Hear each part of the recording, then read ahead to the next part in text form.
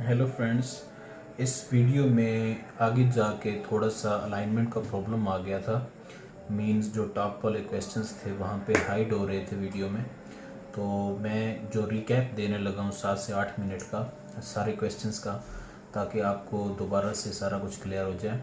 ये वीडियो पहले पूरी देखिएगा, उसके बाद आखिरी जो 7 से 8 मिनट होंगे वो रिकैप होगा। जो जो उस वीडियो में मिसिंग था वो आपको दोबारा क्लियर कर दिया जाएगा। Thank you.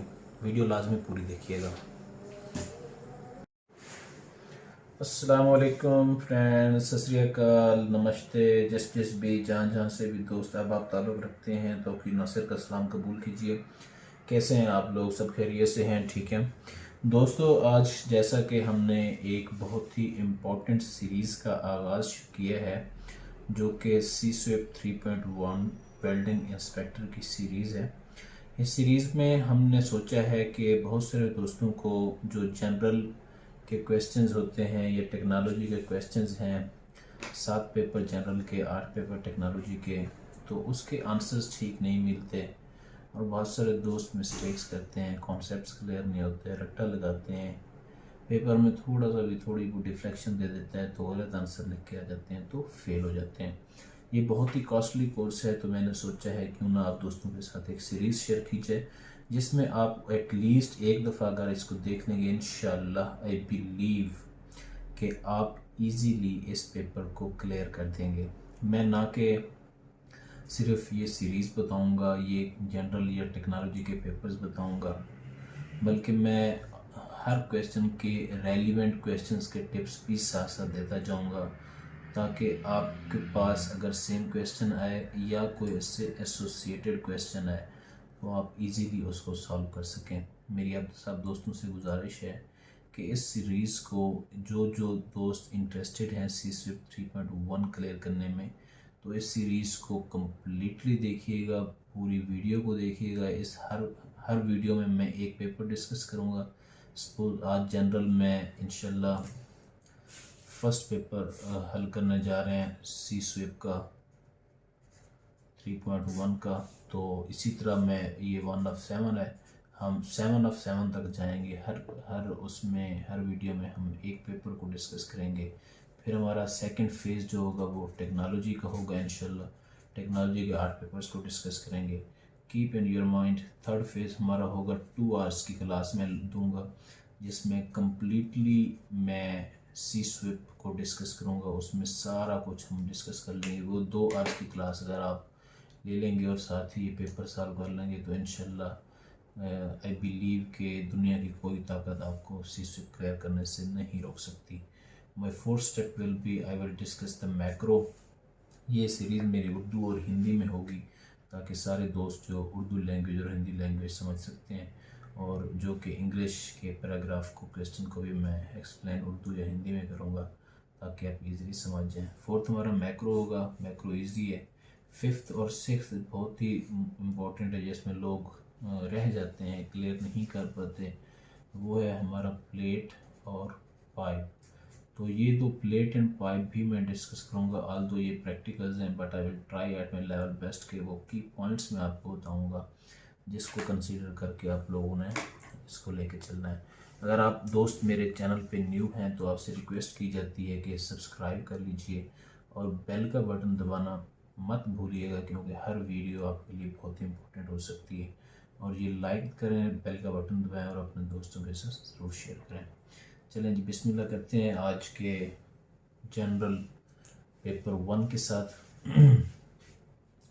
A code gives the acceptable standard for excess weld metal height. एक कोड है जो कि एक्सेप्टेबल स्टैंडर्ड हमें देता है। वो कहता है कि अगर वेल्ड मेटल की हाइट इतनी होनी चाहिए, H less than 1 millimetre plus 0.1 B. ये फार्मूला है, ये हमारे पास क्लू है, ये हमने याद रखना है कि अगर वेल्ड मेटल क्या होता है आपको पता है। ये हमारे पास अगर प्लेट है, ये हमने वेल्डिंग की हुई है, राइट, तो ये हमारी जो है ये एच हाइट है, weld metal height, excess weld metal height, और ये हमारी वेल्ड बीड होती है, विड्थ उसकी बीड की, जो कि हम बी से नोट करते हैं। ये आपने कॉन्सेप्ट याद रखना है। अब वो कहता है एच का स्टैंडर्ड दिया हुआ है उसने, जबकि मैक्सिमम वो 5 मिलीमीटर से कम हो। ये एच लेस देन और इक्वल टू 5 मिलीमीटर हो कब? जब हमारा बी भी इम्प्लीमेंट हो जाए, where B is the width of the weld cap, उसकी कैप की विड्थ है। For which of the following situation in the excess weld metal acceptable. अब हम देखते हैं, देखें हमें उसने फार्मूला दे दिया, हमें उसने b की वैल्यू भी दे दी, h की वैल्यू भी दे दी। 1 बाई 1 हमने सिंपली क्या करना है, इस फार्मूला में b की वैल्यू पुट करना है, प्लस करना है, देखना है h कितना आ रहा है। कैसे भाई? अगर b में 15 पुट करता हूँ, इसमें 1 plus 0.1 into 15, 1 plus 0.1 into 15 1.5 is equal to 2.5। अब होना ये चाहिए, ये जो आंसर है इस आंसर के इक्वल होना चाहिए, ठीक है। अब ये नहीं इक्वल हो रहा, ये रॉन्ग है। नेक्स्ट हम पुट करके देखते हैं b, 1 प्लस 0.5 इंटू बी की जगह 20, तो ये क्या है जी? 1 plus 0.5 into 2, sorry not 0.5, it's 0.1, तो ये 0.1 इंटू 2 आएगा, 2 प्लस 1 3, ये 3 आ रहा है। देखें अब b को अगर हमने 20 पुट किया, h हमारा 3 आ रहा है, इसको माइंड में रखना है कंसिडरेशन में। हम एक और पुट करके देख लेते हैं, नेक्स्ट वाला 28 जब हम पुट करते हैं 1 प्लस 0.1 इंटू 28, ये क्या आ रहा है? 1 प्लस 2.8 इज इक्वल टू 3.8। ये भी गलत आ रहा है क्योंकि ये 4 है, ये 3.8 है। आगे 5.4 है, वो तो वैसे ही गलत है क्योंकि उसने कहा मैक्सिमम 5। तो हमारे पास आंसर जो आ रहा है, अगर हम b को 20 पुट करते हैं तो h हमारा 3.0 आ रहा है, तो ये हमारे पास करेक्ट आंसर है।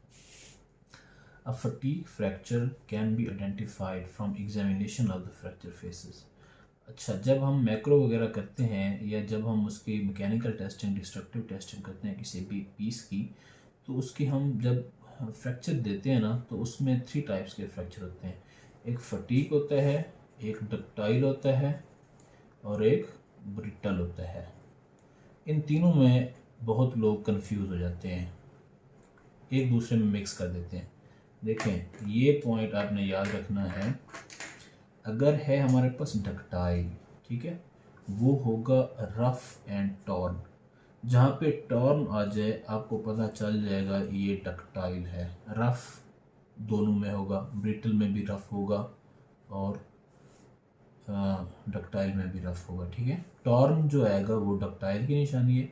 अगर रफ एंड टॉर्न आएगा डक्टाइल होगा। अगर रफ एंड क्रिस्टलाइन आएगा, CRYSTLIN, ठीक है, क्रिस्टलाइन आएगा, वो जो है ना किसकी निशानी है? ब्रिटल की निशानी है। अच्छा, अगर वो बीच मार्क्स आए, सपोज ये हमारे पास व्यू है, साइड व्यू, इस तरह के बीच मार्क्स, यानी किसी चीज़ ने किसी को खींचा है, क्योंकि फटीक में क्या होता है, उसमें डक्टिलिटी की ज़्यादा लिमिट होती है, इलास्टिसिटी ज़्यादा होती है, तो इसमें बीच मार्क्स आ जाते हैं। तो बीच मार्क्स जो होते हैं वो फटीक के होते हैं, रिमेंबर। ठीक हो गया। अभी देखिए मैं आपको साथ साथ और भी पॉइंट बताता जा रहा हूँ, ये क्योंकि आगे आने वाले पेपर में या किसी और जगह पे भी आ सकते हैं, तो आपको याद होगा। डक्टाइल जहाँ पे टॉर्न आ जाए वो डक्टाइल होगा, साथ कोई भी हो। ब्रिटल जहाँ पे क्रिस्टलाइन आ जाए, साथ रफ हो कोई भी हो, वो ब्रिटल हो जाएगा। और फटीक जिसमें बीच मार्क्स आ जाते हैं। Ultraviolet infrared radiation produced during welding. Ultraviolet and infrared radiations produce, ultraviolet radiations होती हैं और इंफ्रारेड रेडिएशंस होती हैं, वो वेल्डिंग के दौरान क्या चीज़ प्रोड्यूस करती हैं?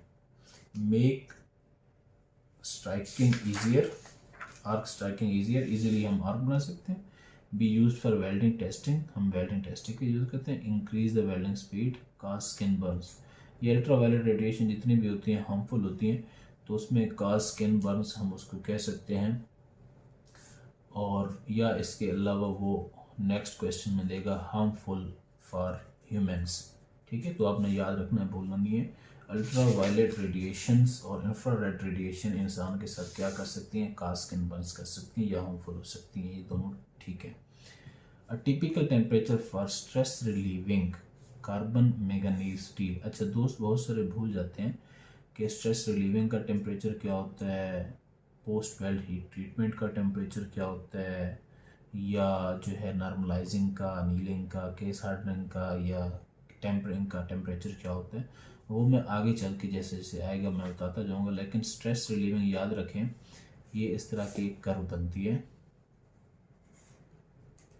राइट। ये पोस्ट वेल हीट ट्रीटमेंट होती है, अनकंट्रोल्ड कूलिंग, फिर हीटिंग, कंट्रोल्ड हीटिंग, फिर सॉकिंग टाइम होता है उसका, फिर कंट्रोल्ड कूलिंग, फिर अनकंट्रोल्ड कूलिंग, 5 स्टेप्स होते हैं, वो भी मैं आगे जाके बताऊंगा। इस पोस्ट वेल्ड हीट ट्रीटमेंट के बाद अगर हमने कुछ स्ट्रेसेस रिमूव करनी है या कुछ भी करना है तो हम उसको नॉर्मली 580 से 620 तक हम उसको गर्म करते हैं, ठीक है, और वहाँ से हम उसकी स्ट्रेसेस को रिलीव करवाते हैं 580 से 620। अगर यहाँ पे नॉर्मलाइजिंग होता या केस हार्डनिंग में अनीलिंग होता, कुछ भी होता, उसका टेम्परेचर होता 900, ये याद रखें, 900 से 920 तक मोर लेस। तो चूँकि 900 वाला ज़्यादा है, 920 वाला पोस्ट वेल्डिंग हीट ट्रीटमेंट के बाद हम जब उसकी स्ट्रेस रिलीविंग करते हैं तो स्ट्रेस रिलीविंग के लिए हमें टेम्परेचर कम चाहिए होता है। बस ये माइंड में कॉन्सेप्ट याद रखें, वो 900 चाहिए, ये 500 से 620 चाहिए, मिक्स नहीं होगा। अब आगे आ भी गया है, देखें ये बड़ी इंटरेस्टिंग है, आप अगर इसको इजीली समझ सकते हैं इन चीज़ों को और इंशाल्लाह याद भी रहेगा। Typical temperature for normalising carbon manganese steel, ये कार्बन मैंगनीज स्टील को CMN भी लिखते हैं, ठीक है। टिपिकल टेम्परेचर फॉर नॉर्मलाइजिंग, अब नॉर्मलाइजिंग यहाँ पे जब हम करते हैं कितना होना चाहिए, 200, 600, 900, 1200, कितना बताया आपको, 900, तो ये हमारा ये आंसर करेक्ट है।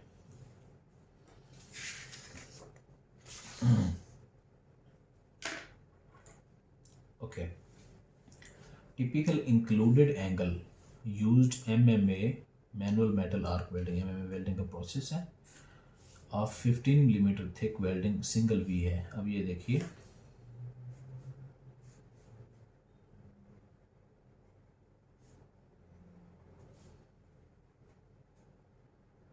ठीक हो गया। अब ये जो सारा एंगल है ना जी, ये सारा एंगल हम इसको ऐसे कह दें, ये कहलाता है इंक्लूडेड एंगल, ठीक है। अगर सेंटर से मैं हाफ कर लूँ ना, ये कहलाएगा, ये वाला एंगल कहलाएगा, मैं रेड कर देता हूँ, अगर सेंटर से हाफ हो जाएगा ना तो ये कहलाएगा बेवल एंगल और ये सारा कहलाएगा इंक्लूडेड एंगल। इंक्लूडेड एंगल हमेशा 70 होता है, ये बंदे भूल जाते हैं क्योंकि ये पूरा V है, इस V का एंगल 70 है, जबकि बेवल एंगल अगर वो पूछ रहा हो तो उसका 35 है, कंफ्यूज नहीं होना। ये इंक्लूडेड एंगल, इंक्लूडेड मतलब सारा कुछ इंक्लूड है उसमें, बेवल भी इंक्लूड है, साइड्स भी, एज भी, मुकम्मल V का एंगल जो है वो 70 है। Which of the following allying element is used to improve toughness of the steel? अच्छा, ये क्वेश्चन बहुत इंपॉर्टेंट है, ये वेल्डमेंट से आई थिंक चैप्टर जो है 17 है सी स्वेप का, वहाँ से है। ये बहुत मज़े के क्वेश्चंस होते हैं, इस तरह के 2 से 3 आते हैं कि टफनेस बढ़ाने के लिए क्या होता है, क्रीप बढ़ाने के लिए क्या होता है। वो जो 2 आवर्स की क्लास है ना, उसमें मैं भी सारे पॉइंट्स एक आपको बता दूंगा इंशाल्लाह, तो आपको कुछ भी नहीं बोलेगा। अच्छा, अभी हम देखते हैं टफनेस। याद रखें, टफनेस का ताल्लुक मैंगनीज से है, जहाँ पे भी टफनेस आ जाए ना तो हम मैंगनीज ऐड करेंगे तो टफनेस बढ़ेगी। सल्फ़र जो है वो रेजिडुअल एलिमेंट होते हैं, वो उसमें नहीं होना चाहिए, वो ब्रिटलनेस या क्रैकिंग वगैरह, जो सेंटर लाइन क्रैकिंग जिसको हम सॉलिडिफिकेशन क्रैकिंग भी बोलते हैं, उसको क्रिएट करता है, तो ये नहीं होना चाहिए। कार्बन जो है हार्डनेस को इंक्रीज करता है, ना कि टफनेस को।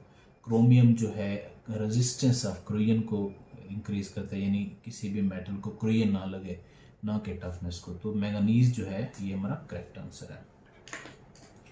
अ steel designated as Z quality will have, अच्छा डिफरेंट टाइप्स की क्वालिटीज़ होती हैं। जब भी आपको ये क्वेश्चन भी बहुत इंपॉर्टेंट आता है कि थ्रू थिकनेस डक्टिलिटी, ये हमारे पास सपोज 100 मिलीमीटर की स्टील है, अच्छा उसमें जो है through thickness ductility value greater than, अगर उसमें डक्टिलिटी की वैल्यू ग्रेटर देन 20% तक होना, through thickness, through out thickness ductility 20% से ज़्यादा और डक्टिलिटी, तो वो हमारे पास Z क्वालिटी कहलाता है। रिमेंबर, बाकियों को आपने छेड़ना भी नहीं है। Okay, transverse tensile test piece from weld joint will give, अच्छा ये जो है ना ट्रांसवर्स क्या होता है आपको बता दूं मैं।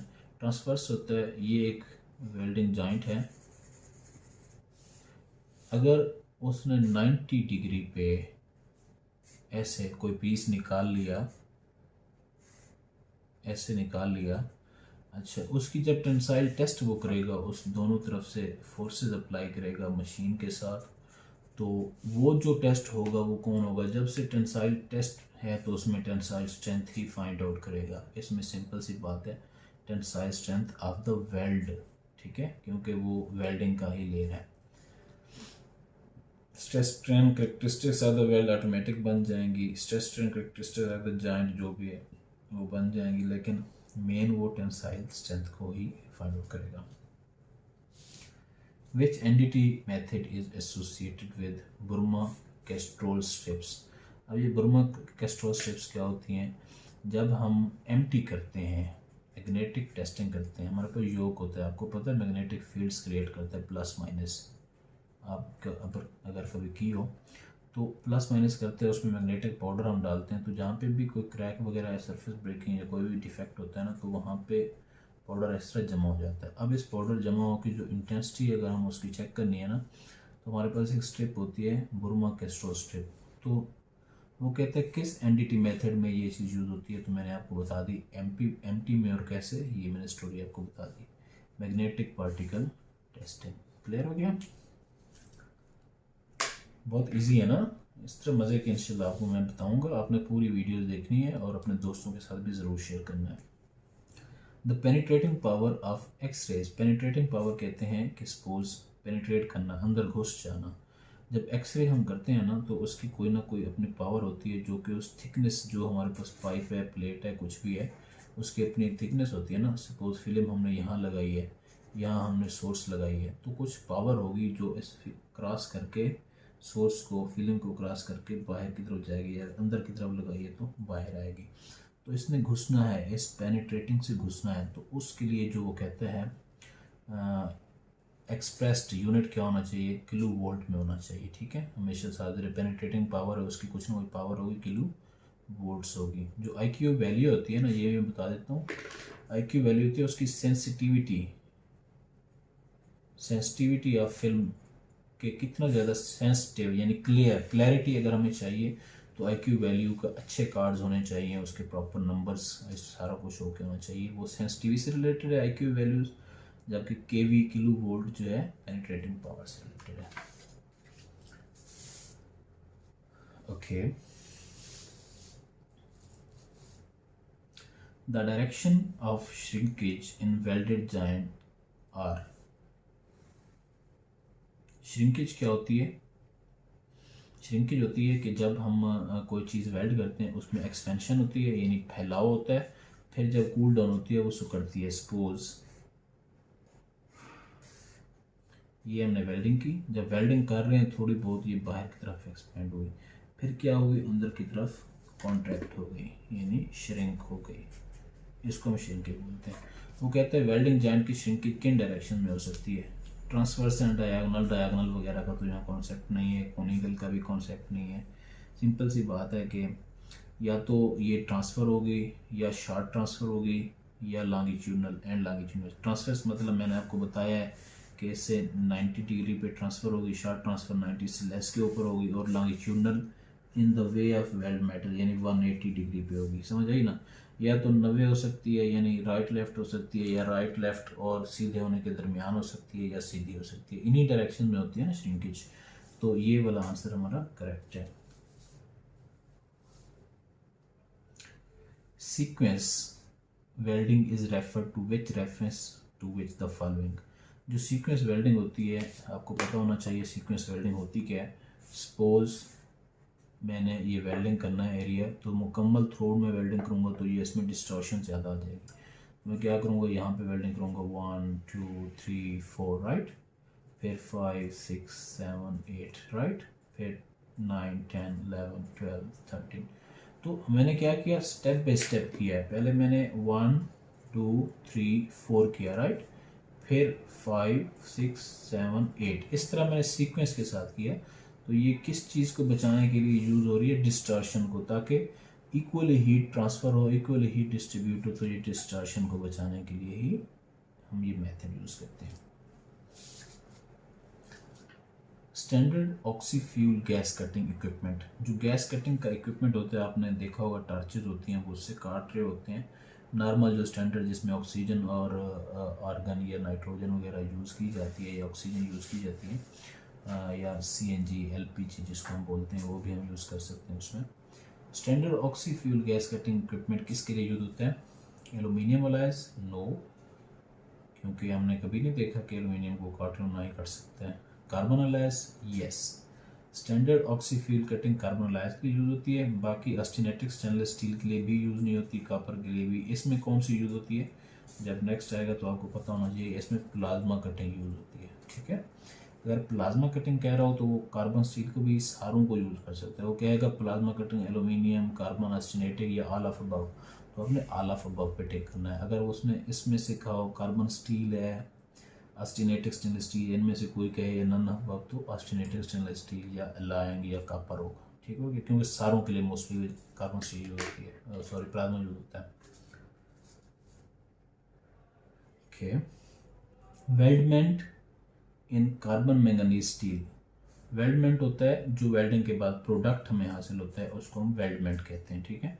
वो कहता है कार्बन मैंगनीज स्टील में made by low heat input welding, अगर उसकी हीट इनपुट लो हो, देखें वेल्डिंग की हीट इनपुट प्रॉपर होनी चाहिए। हम आगे हीट इनपुट का फार्मूला भी पढ़ेंगे, यानी वो होता है voltage into current over speed ROL multiply by 1000। अगर ये मिनट्स में तो हम इसको 60 से डिवाइड कर दें। ये फार्मूला भी हम हीट इनपुट का पढ़ेंगे इंशाल्लाह, हीट एनर्जी भी इसको बोलते हैं। तो उसमें क्या होता है, अगर हीट इनपुट कम होगी, made by low heat input, ये दो आपको क्लू देने लगा हूँ, आपको आंसर देखने की जरूरत नहीं है, जब पता चल जाएगा। लो हीट इनपुट होगी तो क्या होगी, हाई हार्डनेस होगी, ठीक है, हार्डनेस ज़्यादा होगी। साहब ज़रा यार एक चीज़ वेल्ड कर रहे हैं, उसकी हीट भी उसको सही नहीं मिल रही, उसका क्रिस्टलाइन स्ट्रक्चर बन जाएगा जिसकी वजह से हार्डनेस उसकी ज़्यादा हो जाएगी। अगर वो हाई हीट इनपुट बोलता है, यानी नॉर्मल एज एवरेज से ज़्यादा हीट इनपुट है, तो क्या हो जाएगी, उसकी हाई टफनेस हो जाएगी, ठीक है। जो भी अगर हाई हीट इनपुट है तो टफनेस ज़्यादा हो जाएगी, अगर लो हीट इनपुट है तो हार्डनेस ज़्यादा हो जाएगी। ये दो अपने फॉर्मूला याद रखने हैं। देखें उसने बता दिया, लो हीट इनपुट है तो greater ductility, no higher distortion, no कम हीट इनपुट से नहीं हो सकती, कम हीट इनपुट से डाइल्यूशन भी नहीं हो सकती। डाइल्यूशन मीन मिक्सिंग, जो रॉड के साथ साइड वाले पेरेंट मेटल मिक्स होकर डाइल्यूट हो जाता है, उसको कहते हैं। कम हीट से नहीं हो सकती, हायर हार्डनेस, यही आंसर है हमारा। क्रिस्टलाइन स्ट्रक्चर उसमें चेंज हो जाता है। Using stabiliser stainless steel will reduce the risk of, अच्छा जहाँ पे भी स्टेबलाइजर आ जाए ना, स्टेबलाइज्ड आ जाए, स्टेबलाइज स्टेनलेस स्टील, या आपको जो है और कौन सा हो सकता है, जो स्टेनलेस स्टील में एक्चुअली मैं आपको बताऊँ ये क्या है स्टेबलाइज्ड। ये हमारे पास एक सिंगल वी जॉइंट है, लेकिन SS का है, रिमेंबर SS स्टेनलेस स्टील का है सिर्फ।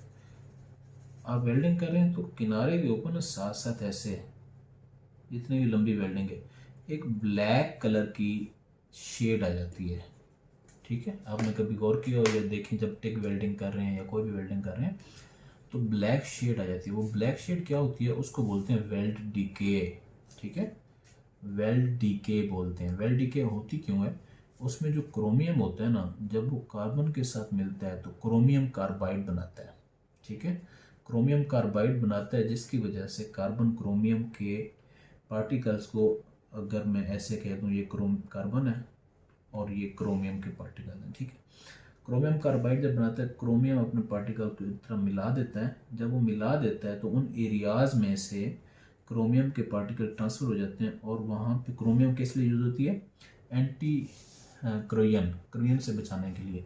तो वो तो कार्बन के साथ मिल जाती है तो ये एरिया खाली हो जाता है, मतलब ये एरिया फिर क्या कहलाएगा, क्रोयन से नहीं बचा पाएगा, जिसकी वजह से ब्लैक शेड आ जाएगी। वो ब्लैक शेड जो है with the passage of time उसमें से क्रोयन बन जाएगी। तो जब भी स्टेबलाइज स्टेनलेस स्टील आए वो वेल डीके ही होगी, और वेल डीके क्यों बनती है, क्रोमियम कार्बाइड से बनती है। इसको क्रोमियम कार्बाइड भी बोल सकते हैं, स्टेबलाइज भी बोल सकते हैं, सेंसिटिव भी बोल सकते हैं स्टेनलेस स्टील, ठीक है। और ये हमेशा SS में ही आता है, और मैंने आपको सारी स्टोरी बता दी है। अब ये देखें, formation of iron sulphide, iron मैंने आपको नहीं बताया, कार्बन क्रोमियम कार्बाइड बताया, ठीक है। सोर्स ऑफ क्रैकिंग नो, इसका कोई ताल्लुक नहीं है, एक्सेसिव डिस्टॉर्शन नहीं, तो ये वेल्डिंग है।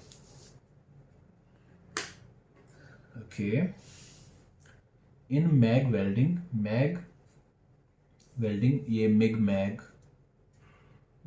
मेटल इनर्ट गैस या एक्टिव गैस। इनर्ट गैसेस होती हैं जो कि सपोज नाइट्रोजन वगैरह है, ये इनर्ट गैस, और एक्टिव गैस होती है जब भी एक्टिव गैस आ जाए वो एक्टिवली, यानी जब उसके साथ मिलती हैं तो उसमें कोई ना कोई रिएक्शन क्रिएट करती हैं, उसको एक्टिव गैसेस बोलते हैं।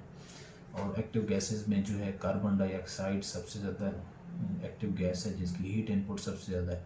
याद रखिएगा, कार्बन डाइऑक्साइड की हीट इनपुट, क्वेश्चंस आएंगे आपको बहुत सारे, ये भी क्वेश्चन भी उससे रिलेटेड है। हीट इनपुट सबसे ज़्यादा होती है, वो हीट ज़्यादा से ज़्यादा जनरेट करता है। जब हीट ज़्यादा जनरेट करता है तो उसमें स्पैटर भी क्रिएट होंगे, जब स्पैटर क्रिएट होंगे तो वो जो है थिक मटेरियल के लिए यूज़ होगा। समझ आ रही है ना बात, लिंक करना है चीज़ों को। विच gas type gives good penetration, अब पेनिट्रेशन गुड दे रहा है and unstable arc level of spatter, spatter का भी हाई लेवल आर्क है, ठीक है।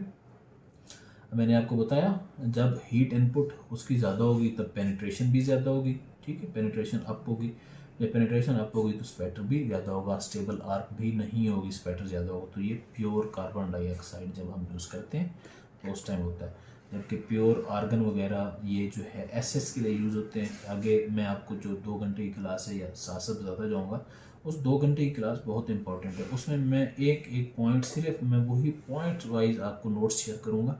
यकीन मानिए आपने एक या 2 दफ़ा उसको देखने हैं और इंशाल्लाह आंखें बंद करके जाके पेपर में बैठ जाएं, आप पास होंगे और अच्छे मार्क्स के साथ। आई गारंटी यू 90% से ज़्यादा मार्क के साथ आप पास होंगे। कोई ऐसा क्वेश्चन नहीं होगा जो कहीं बाहर से, 90% इसलिए कह रहा हूँ, 100% मैं कवर करूँगा। हो सकता है 2-4 पॉइंट्स आपके आगे पीछे हो जाए, लेकिन डोंट बी वरी, वो नोट्स और ये नोट्स बहुत इंपॉर्टेंट है, इसलिए रिलैक्स होकर आपने देखना सारा कुछ।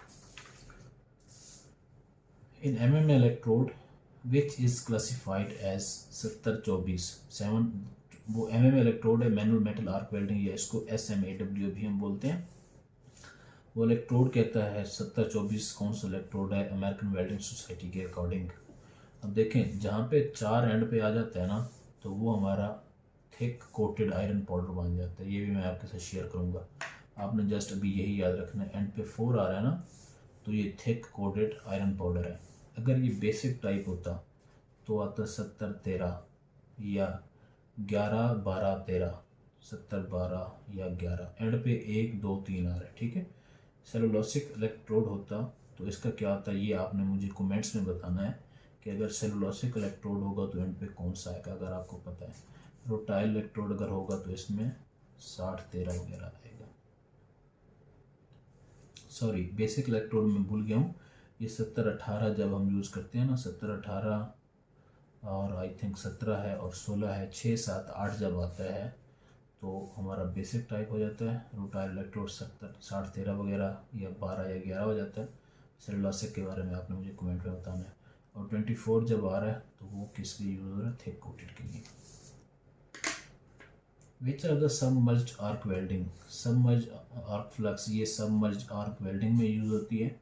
सबमर्ज्ड आर्क वेल्डिंग में क्या होता है, खुला पाउडर होता है, यानी उसमें जो फ्लक्स होता है एज पाउडर होता है। फ्लक्स की 2 टाइप्स होती हैं, एग्लोमेरेटेड होता है या फ्यूज होता है। याद रखना मोस्टली एग्लोमेरेटेड यूज़ होता है। एग्लोमेरेटेड में क्या होता है, कोर्स पार्टिकल होते हैं, मोटे मोटे। जब पार्टिकल मोटे मोटे हैं तो मॉइस्चर को भी ज़्यादा पिकअप करते हैं।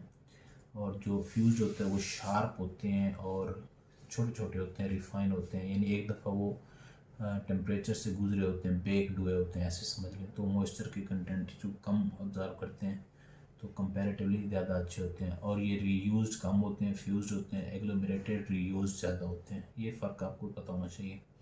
अब वो कहता है कि can be described as sharp, अगर शार्प होगा तो मैंने आपको पहले बताया फ्यूज होगा क्योंकि वो रीबेक किया होता है हमने।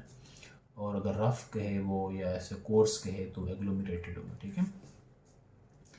N electrode classified to British standard ISO 2560 as E35 3B, what does 35 means. अच्छा, ये अगर E35 3B आता है तो ये 35 क्या है जी। आंखें बंद करके आपको इस फिगर के साथ सिर्फ एक ज़ीरो लगा देना है तो वो उसकी यील्ड स्ट्रेंथ बन जाएगी। ठीक है, कोड में अगर 35 कह रहा है तो 350 यील्ड स्ट्रेंथ, अगर 40 कह रहा है तो 400 यील्ड स्ट्रेंथ, अगर 450 कह रहा है तो 445 कह रहा है तो 450 यील्ड स्ट्रेंथ। ये क्वेश्चन भी लाजमी आता है। तो ये क्या है, इलेक्ट्रोड में अगर E35 3B है तो ये 35 यील्ड स्ट्रेंथ है। अच्छा, नॉर्मली ये पूछता है बी से क्या मुराद है। बी जो है बेसिक को शो कर रहा है, ये बेसिक इलेक्ट्रोड ऊपर दिए हुए हैं ना, बेसिक इलेक्ट्रोड मैंने आपको बताया। बी बेसिक, वो कहेगा कि बी किस लिए यूज़ हो रहा है, या तो कहेगा बेसिक इलेक्ट्रोड या वो कहेगा लो हाइड्रोजन इलेक्ट्रोड। ये ऑप्शन में हो सकता है, ये भी हो सकता है, ये भी हो सकता है। नॉर्मली लो हाइड्रोजन इलेक्ट्रोड का कहता है, ये हमें पता होना चाहिए। ठीक है,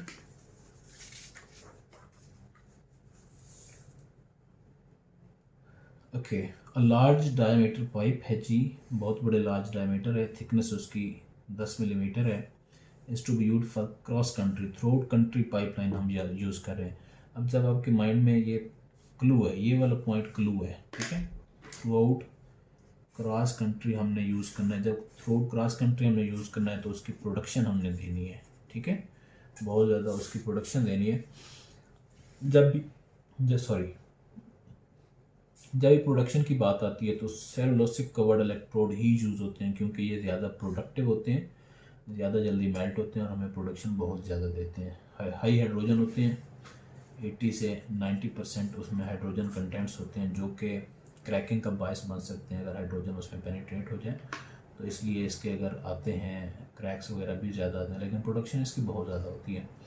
तो क्रॉस कंट्री में जो भी हमने यूज़ करना इलेक्ट्रोड, हाई वेल्डिंग स्पीड और डीप पेनिट्रेशन के लिए, क्योंकि हाइड्रोजन ज़्यादा होती है उसमें पेनिट्रेशन भी ज़्यादा होती है डीप, और हमारी स्पीड भी ज़्यादा होती है सेलुलोसिक इलेक्ट्रोड कवर इलेक्ट्रोड्स। ठीक है, बर्न थ्रू में अकड़, बर्न थ्रू क्या होता है जनाब, ये मैं आपको थोड़े कॉन्सेप्ट भी साथ साथ देता जा रहा हूँ, लेकिन 2 आवर्स की क्लास बहुत इंपॉर्टेंट है। ये रूट वेल्ड जब हम करते हैं ना, पहला जब हम वेल्ड करते हैं, अगर हमारे पास करंट बहुत ज़्यादा है या रूट गैप बहुत ज़्यादा है, ये गैप होता है रूट का और ये फेस होता है।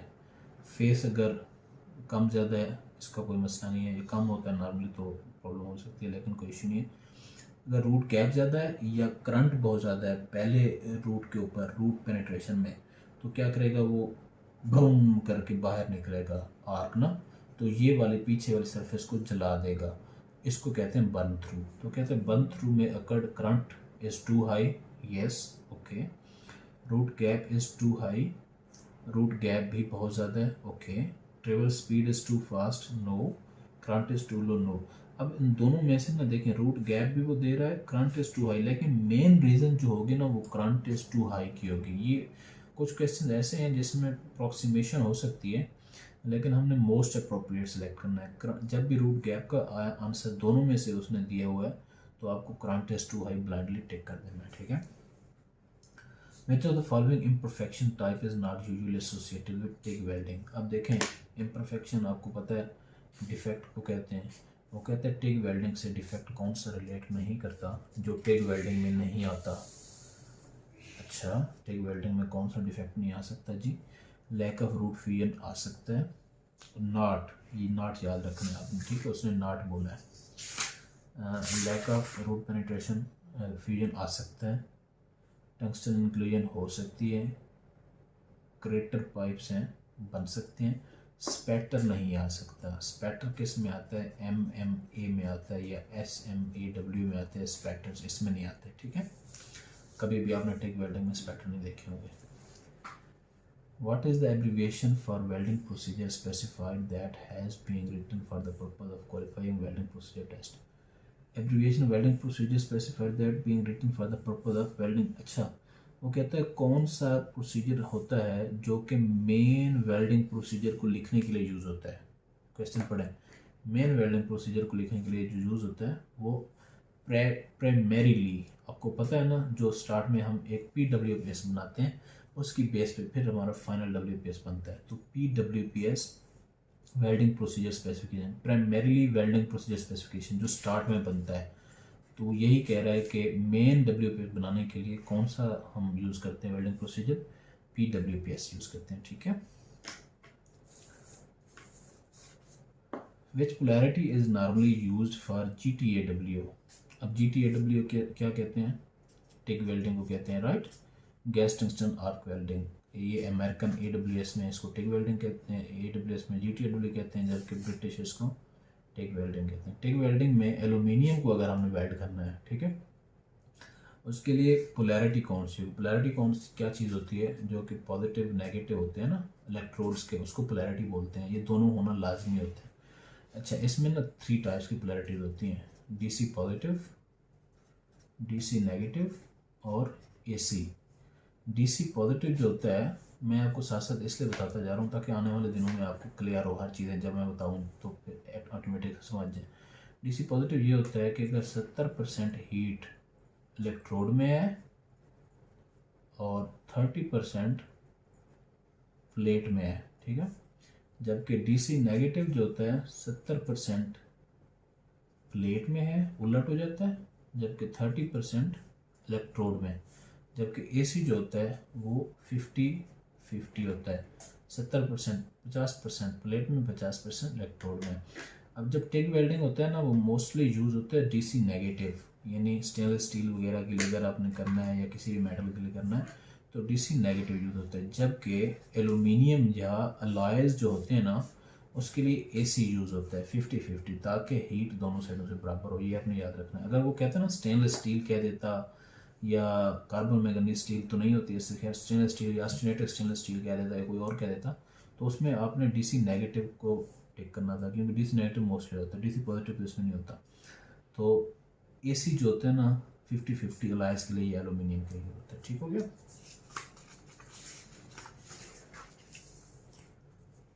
Okay, when MIG MAG welding wire speed is proportional to, हम मिग मैग वेल्डिंग कर रहे हैं तो वायर स्पीड प्रोपोर्शनल टू किसके है। देखें, जब हमारी वायर स्पीड ज़्यादा कंज्यूम हो रही है, इसका मतलब है उसमें पेनिट्रेशन ज़्यादा हो रही है, राइट। जब पेनिट्रेशन ज़्यादा हो रही है उसमें वेल्ड की डेपोजिशन ज़्यादा हो रही है, वेल्ड मेटल की ज़्यादा हम डिपॉजिट कर रहे हैं, वेल्डिंग हम उसकी ज़्यादा मटेरियल उसमें भर रहे हैं, ठीक है। जब भर रहे हैं, पेनिट्रेशन ज़्यादा कर रहे हैं, तो हमें क्या चीज़ ज़्यादा चाहिए, करंट भी ज़्यादा चाहिए। तो इसका मतलब है welding wire speed directly proportional to welding current. जितना करंट ज़्यादा होगा उतना स्पीड ज़्यादा होगी, जितना स्पीड ज़्यादा होगी उतनी पेनिट्रेशन ज़्यादा होगी, जितना पेनिट्रेशन ज़्यादा होगी और स्पीड और उतनी भराई ज़्यादा होगी, ठीक है ना मज़े के, easy. The output characteristics of typical MAG. अच्छा, ये वाले बहुत इंपॉर्टेंट है और लोग बहुत कंफ्यूज हो जाते हैं। मैं आपको सिंपल सा एक फार्मूला बताता हूँ, MTS, ठीक है। M से मुराद MMA, T से मुराद टिग और S से मुराद SAW। अगर MMA वेल्डिंग कहे, टिग कहे या सा कहे ग्रेटर देन 1000 एम्पेयर, ये कंडीशन साथ मस्ट है, तो ये बनता है जनाब कांस्टेंट करंट आउटपुट होगी, या इसको हम कौन सा कहते हैं जी, दूसरा इसका नाम क्या है, मेरे माइंड से उतर गया। एक तो फ्लैट करेक्टरिस्टिक्स होती हैं और दूसरी कौन सी होती हैं, ये ज़रा आप बताइएगा मुझे। कांस्टेंट करंट की करेक्टरिस्टिक्स ड्रॉपिंग कहते हैं इसको, राइट, यस ड्रॉपिंग। देखिए यहाँ से हमें याद आ गया। अगर वो कहे ना MTS, आपने इस MTS को याद रखना है, MMA टिग या SW ग्रेटर देन 1000, तो ये आंखें बंद करके आपने कांस्टेंट करंट के ऊपर टिक कर देना है।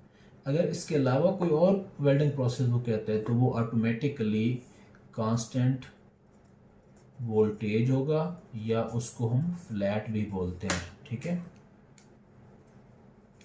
अगर इनके अलावा कोई और भी वेल्डिंग प्रोसेस वो कहता है तो वो कांस्टेंट वोल्टेज या फ्लैट होगा। अगर ये 3 प्रोसेस कहते हैं और इस कंडीशन के साथ 7000 ग्रेटर देन 1000 होगा तो ये कांस्टेंट करंट या ड्रॉपिंग भी है। हमारे पास आउटपुट कैरेक्टरिस्टिक्स क्या है, मैग है, मिग मैग, ठीक है। अब मिग मैग क्या है, टिग में तो नहीं आ रहा, MMA भी नहीं है, तो ये भी नहीं है, तो ये कौन सा होगा, कांस्टेंट वोल्टेज, ये कांस्टेंट वोल्टेज। क्लियर है, मज़े का है ना। इसमें आपके मैंने 2 सवाल दस्ती तैयार करवा दिए। विच of the following is not a fusion welding process. अब फ्यूजन वेल्डिंग प्रोसेस, फ्यूजन क्या होती है, जिसमें मेटल पिघलता है, फ्यूज्ड होता है, उसको फ्यूजन वेल्डिंग कहते हैं। वो कहता है इसमें से कौन सा फ्यूजन वेल्डिंग नहीं है, नॉट फ्रिक्शन वेल्डिंग। फ्रिक्शन यानी दो जो चीज़ें जोड़ते हैं ना, फ्रिक्शन के थ्रू जोड़ते हैं, जोर लगा के जोड़ते हैं, इसमें फ्यूज नहीं करते, इसका मतलब है ये हमारा क्वेश्चन ठीक है, फ्रिक्शन वेल्डिंग।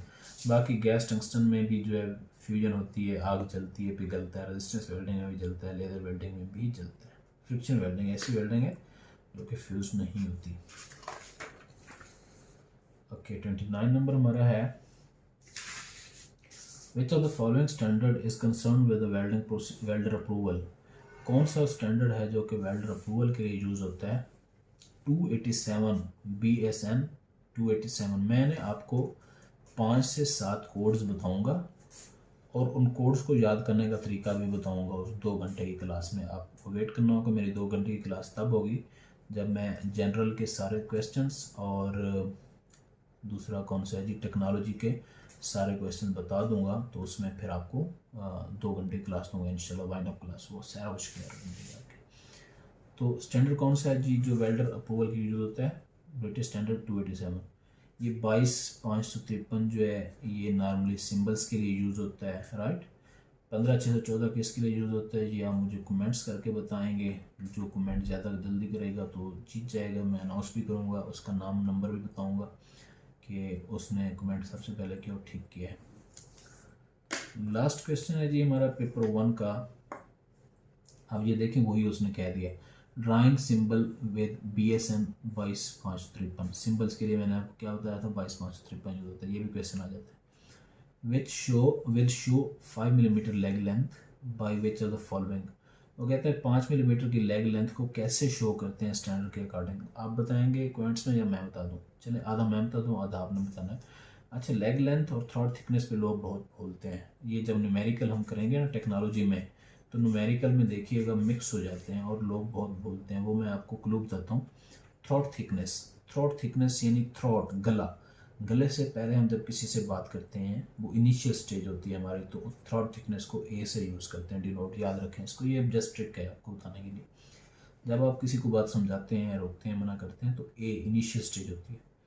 जब आप तंग आ जाते हैं, एंड में बड़ा मज़े का करने लगा हूँ, जब आप तंग आ जाते हैं, यार इसको क्या हो गया, मेरी बात नहीं मान रहा, तो फिर आप उसको ज़ोर से लेग मारते हैं, धक्का देते हैं, किक आउट करते हैं। तो लास्ट स्टेज होती है आपकी Z। लेग लेंथ को Z से डिनोट करते हैं। यही चीज़ फार्मूले में भी मैं आपको बताऊंगा कि जब वो कहते हैं ना, जुबान से नहीं समझ रहा, आप ये लातों से समझेगा। हैं, लातों के वो बातों से नहीं मांगते। बातें इनिशियल स्टेज होती हैं, लातें फाइनल स्टेज Z होती हैं। तो अब देखें, Z लेग लेंथ उसने कह दिया, लेग फिलेट इसका मतलब है Z तो आ गया, ठीक है।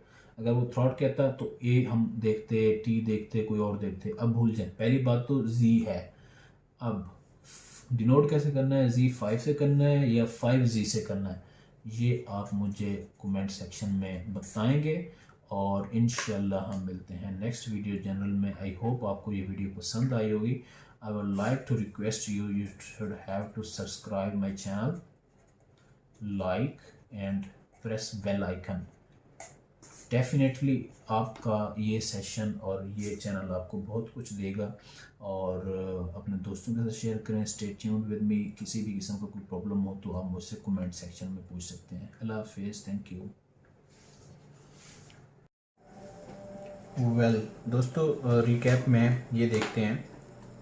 फर्स्ट क्वेश्चन पे जो है हमने वेल्ड बीट की हाइट मालूम करनी थी, जबकि विड्थ में दी गई है। इस फार्मूला में हमने ये सारी वैल्यूज पुट की हैं, 15, 20, 28, 40। तो 20 के अकॉर्डिंग हमारा 3.0 आया। तो ये हमारा आंसर बी ठीक था। मैं जल्दी जल्दी चला जाता हूँ। आई होप आप जब वीडियो देख चुके हैं पहले तो आपको कॉन्सेप्ट्स क्लियर हैं। फटीक फ्रैक्चर की जो आइडेंटिफाइड मार्क्स होते हैं वो प्रेजेंस ऑफ बीच ट्रीज होते हैं, लाइक दिस। अल्ट्रा वायलेट और इंफ्रारेड रेडिएशंस जो हैं वो ड्यूरिंग वेल्डिंग में भी, ये अल्ट्रा वायलेट और इंफ्रारेड रेडिएशन आपकी मैंने बताया था स्किन बर्न के लिए, राइट। मेरा ख्याल है उस टाइम अलाइनमेंट में थोड़ा बहुत अप डाउन हो गया था, इसलिए मैं जल्दी जल्दी आपको रिकैप देने लगा हूँ। Okay, typical temperature of stress relieving carbon manganese steel. Stress relieving का कार्बन मैंगनीज स्टील मैंने ये बताया था कि ये हमारे पोस्ट वेल्डिंग हीट ट्रीटमेंट के बाद एक ग्राफ होता है जिसमें post welding heat treatment, normalising, annealing वगैरह की जाती है। उसका टेम्परेचर जो होता है नॉर्मली 900 से 920 वगैरह तक होता है। जबकि स्ट्रेस रिलीविंग का 520 होता है। Typical temperature of normalising carbon manganese steel, जो मैंने ऊपर बताया आपको, नॉर्मलाइजिंग है, अनीलिंग है, केस हार्डनिंग है, जो भी है उसका टेम्परेचर 900 होगा। उसके बाद टिपिकल इंक्लूडेड एंगल मैंने एक्सप्लेन कर दिया प्रीवियस वीडियो में। ये इंक्लूडेड एंगल होता है मुकम्मल, और सेंटर में बेवल एंगल होता है। अगर बेवल एंगल कहता है 35 होता है, लेकिन इंक्लूडेड एंगल वो कह रहा है मुकम्मल एंगल, तो ये 70 डिग्री है। जो कि अलॉइंग एलिमेंट जो डाला जाता है टफनेस को इम्प्रूव करने के लिए स्टील के अंदर, वो मैंगनीज होता है। सल्फ़र जो होता है वो सॉलिडिफिकेशन के लिए होता है, कार्बन हार्डनेस के लिए होता है, क्रोमियम रेजिस्टेंस के लिए होता है। तो मैंगनीज जो है टफनेस को इंक्रीज़ करने के लिए होता है। स्टील डेजिग्नेटेड जी क्वालिटी की जितनी भी स्टील है उसमें डक्टिलिटी की वैल्यू ग्रेटर देन 20% होगी थ्रू द थिकनेस 20% से ऊपर होनी चाहिए, फिर वो जी क्वालिटी ग्रेड कहलाएगा।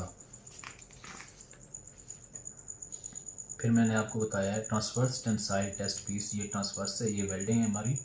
90 डिग्री के ऊपर अगर हमने पीस निकाल लिया तो वो वेल्डिंग जॉइंट के अंदर से तो क्या देगा हमें, वो tensile strength of the weld देगा। ठीक है, मतलब मुकम्मल वेल्ड की टेंसाइल स्ट्रेंथ। वेल्ड में उसके वेल्डिंग जॉइंट भी है, ये वाली पेरेंट मेटल भी है, उसकी इंटरनल थिकनेस भी है, एडेशन भी है, तो वेल्ड की हमें स्ट्रेंथ देगा टेंसाइल स्ट्रेस में, क्योंकि टेंसाइल टेस्ट है तो टेंसाइल स्ट्रेंथ उसने देनी है। एनडीटी मेथड में जो ब्रूमा कैस्ट्रोल स्ट्रिप्स मैंने आपको बताई थी, Burmah Castrol strips magnetic particle induction या मैग्नेटिक टेस्टिंग में यूज़ होती है उसकी इंटेंसिटी को बढ़ाने के लिए, क्योंकि इसमें मैग्नेटिक पाउडर होता है। जब हम कोई क्रैक वगैरह या सरफेस इम्परफेक्शन आती है ना, तो उसके राउंड अबाउट इस तरह पाउडर जमा हो जाता है। तो उसकी इंटेंसिटी को बढ़ाने के लिए ब्रूमा कैस्ट्रोल स्ट्रिप्स यूज़ करते हैं मैग्नेटिक पार्टिकल टेस्टिंग। ठीक हो गया। Penetrating power of X rays expose in kilo volt already बता चुका हूँ आपको। The direction of shrinkage in welded joints are, मैंने आपको बताया है श्रिंकेज क्या होती है। श्रिंकेज जो है, जब श्रिंकेज या एक्सपेंशन होती है तो वो ये वेल्डिंग जॉइंट है हमारा, ये इसकी लॉन्गिट्यूडनल भी होती है, ट्रांसवर्स 90 डिग्री भी होती है, और below the transverse and above the longitudinal means short transverse हम इसको बोल सकते हैं। इन 3 डायरेक्शन में हमारी श्रिंकेज होती है। तो ये सी ऑप्शन ठीक है हमारा, transverse, short transverse and longitudinal. Sequence welding आपको बता चुका हूँ, जब 1 2 3 4 इस तरह हम सीक्वेंस में स्टेप्स में वेल्डिंग करते हैं, वो क्या पर्पज़ होता है हमारा, डिस्टॉर्शन को कंट्रोल करना। डिस्टॉर्शन मीन बिगाड़ उसमें पैदा ना आए। फिर उसके बाद standard oxy fuel gas cutting, जो नॉर्मली गैस कार्बन स्टील के लिए यूज़ होती है, जबकि प्लाज्मा सारे अलाइज के लिए एसएस वगैरह वगैरह के लिए यूज़ होती है, जबकि स्टैंडर्ड ऑक्सी गैस चिलिंग सिर्फ कार्बन स्टील के लिए यूज़ होती है। Weldment in carbon manganese steel made by law heat input, बताया था जब लो हीट इनपुट होगी तो हार्डनेस उसकी इंक्रीज होगी। ये वाला high hardness, low heat input high hardness, high heat input high toughness. ठीक हो गया, और लो हार्डनेस और हाई टफनेस, राइट, इन्वर्स हो गया। Stabilise stainless steel weld decay में होता है। वेल्ड डीके का आपको बता चुका हूँ, एसएस के साथ जो थ्रोट एक ब्लैक कलर की लाइन होती है वेल्डिंग के बाद, टेक वेल्डिंग के बाद, वो क्यों होती है, कार्बन और क्रोमियम जब आपस में कार्बन कार्बाइड बनाते हैं, क्रोमियम कार्बाइड बनाते हैं, तो उस वजह से क्रोमियम की रेजिस्टेंस क्रियन के अगेंस्ट कम हो जाती है, जो कि वेल्ड डीके कहलाता है। ठीक है, और ये वेल्ड डीके का क्वेश्चन आता है किस में होता है, सिर्फ स्टेनलेस स्टील में होता है। In MAG welding process which gas type gives good penetration and unstable arc, different gas की टाइप्स यूज़ की जाती हैं। तो मैग के अंदर प्योर कार्बन स्टील होती है, मैक्सिमम हीट इनपुट होती है उसकी, और ये डिस्टॉर्शन इसकी अनस्टेबिलिटी ज़्यादा होती है, और पेनिट्रेशन भी इसकी ज़्यादा होती है, हाई हीट इनपुट होती है। ठीक है,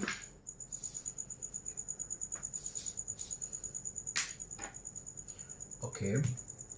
एमएमए वेल्डिंग में 70-24 4 मैंने कहा था आपको, एंड पे जब आएगा 4 वो थिक कोटेड आयरन पाउडर को शो करेगा। एमएमए इलेक्ट्रोड में 70-24 का मतलब है, 70 का मतलब पहले हो गया टेंसाइल स्ट्रेंथ, आगे आएगा मैं आपको बताऊंगा क्या होता है।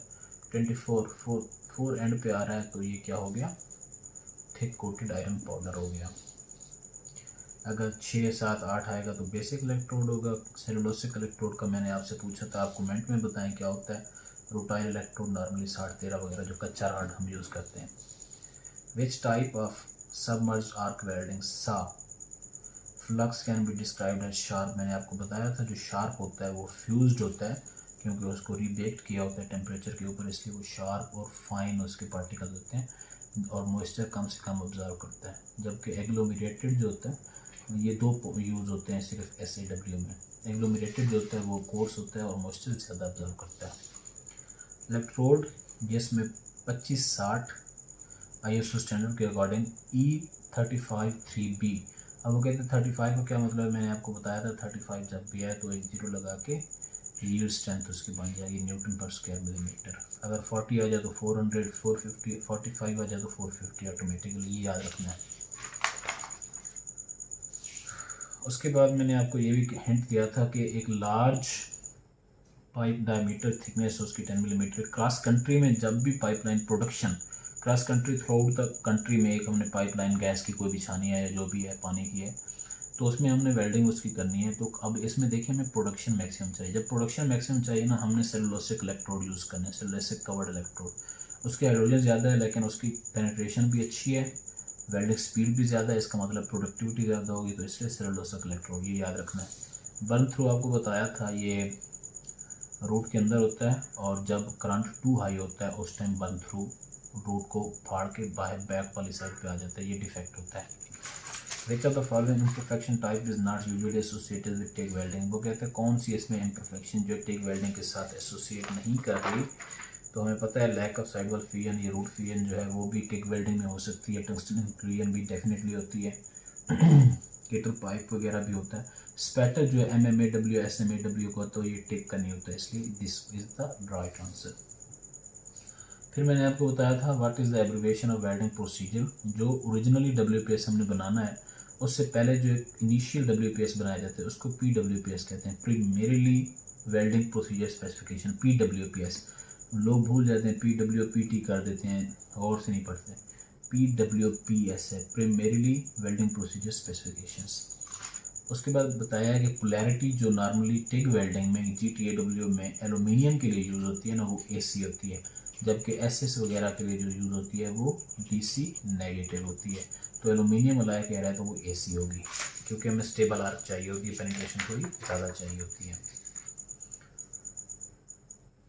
जनाब। उसके बाद मैंने आपको ये बताया था कि मिग मैग में वेल्डिंग वायर स्पीड जो है फीड स्पीड करंट से डायरेक्टली प्रोपोर्शनल होती है। जितनी करंट ज़्यादा होगा उतनी वायर स्पीड ज़्यादा होगी, उतनी पेनिट्रेशन ज़्यादा होगी। करंट स्पीड और वेल्डिंग करंट और wire feed speed, travel speed से मोस्टली लोग भूल जाते हैं, ये गलत कराते हैं।